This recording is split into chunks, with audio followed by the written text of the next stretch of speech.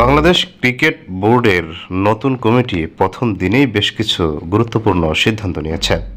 মঙ্গলবার দুপুরে বিসিবির প্রথম বোর্ড সভায় নবনির্বাচিত পরিচালকদের মধ্য থেকে 23টি কমিটির প্রধান বেছে নেওয়া হয়েছে।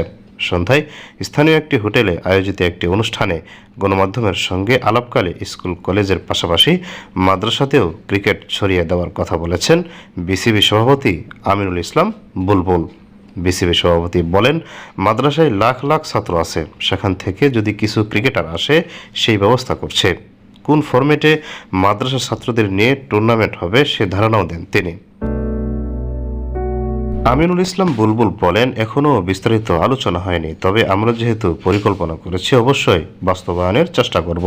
আপাতত ছোট ফরম্যাটে হবে। জানা গেছে 10 ওভারের ক্রিকেট হতে পারে মাদ্রাসায়। আরও সুনির্দিষ্ট করে বললে আসর থেকে মাগরিবের সময়টাতে আয়োজনের উদ্দেশ্য এই আসরের।